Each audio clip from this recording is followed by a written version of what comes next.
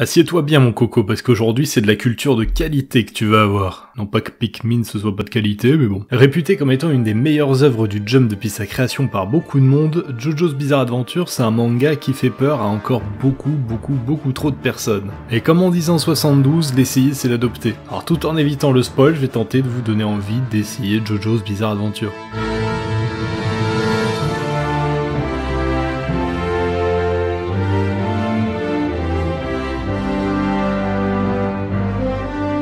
Déjà, qu'est-ce que c'est Jojo? C'est à la base un manga papier édité depuis 1986 dans le Weekly Shonen Jump qui a switché vers l'Ultra Jump en 2005. Sorti tout droit de la caboche d'un des plus grands génies de l'univers, Hirohiko Araki, surnommé le vampire.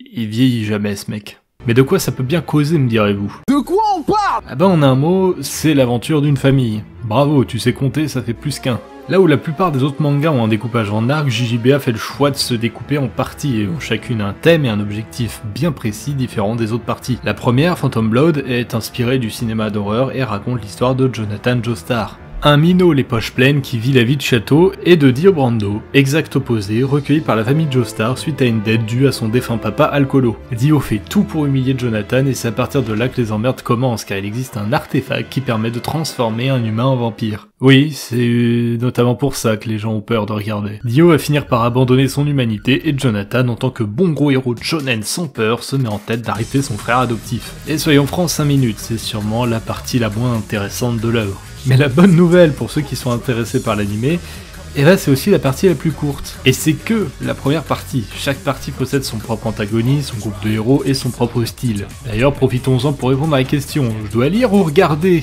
Bah en vrai comme tu veux, l'adaptation de l'animé elle est vraiment bien foutue et les OST ça rajoute un plus non négligeable. Et actuellement l'animé va jusqu'à la partie 5. Et on espère la partie 6 bientôt. Et c'est produit par David Productions, les papas du remake de Tsubasa, de Fire Force ou de Bento.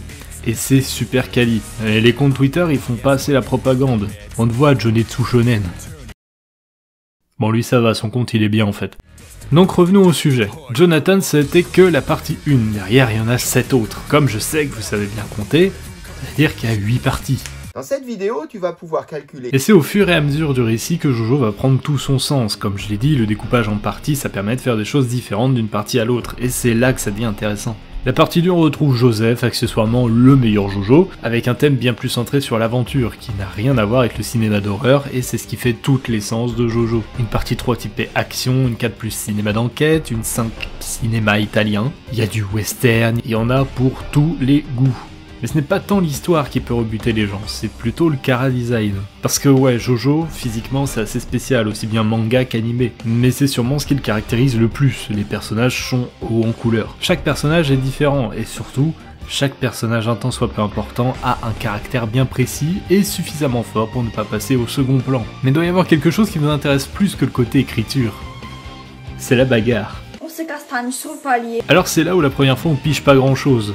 Voire même on pige que dalle. La partie 1 et 2 ont un système de combat différent des 6 autres appelés l'onde. Le principe est assez simple, tu respires, tu tapes, tu fais mal. C'est un peu comme une attaque Pokémon que tu peux pas faire si t'es asthmatique. Et d'un coup d'un seul on passe sur toute autre chose, les stands. Les stands, à défaut d'être dans le vocabulaire quotidien des habitants de l'Hérault, c'est la matérialisation psychique de l'esprit du manieur. Tout ce bordel pour dire qu'en fait c'est un fantôme derrière un monsieur. Là où c'est intéressant c'est que les stands ont des règles, ne pas les mouiller, ne pas les exposer à la lumière, ne pas les nourrir après mais... Ah, quand un stand est tapé, le manieur l'est aussi, seuls les manieurs de stand peuvent voir un stand adverse, plus un stand s'éloigne, plus il perd en puissance, toutes les conneries du genre et on sent qu'Araki s'est amusé comme un petit fou lorsque l'idée lui est venue. 60 piges mais il sait s'amuser quand même. Mais il y a quelque chose d'encore mieux que l'histoire, les personnages ou les combats. C'est l'aventure. L'aventure, c'est extra. Jojo c'est pas juste un manga slash anime qui te montre 4 endroits et qui est aussi entre ces zones, c'est un peu comme un One Piece, mais en mieux.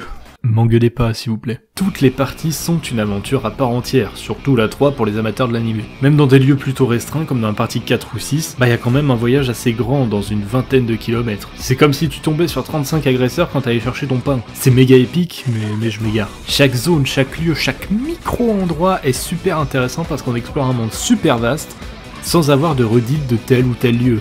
Et on termine par ce qui est à mon sens le point le plus important et le mieux maîtrisé de JoJo's Bizarre Adventure, la direction artistique. Que ce soit les covers des mangas, le nettoyage des planches, la colorimétrie, les effets, les décors, les seiyuu, les openings, tout Tout est magnifiquement orchestré et minutieusement vérifié. C'est du travail d'orfèvre.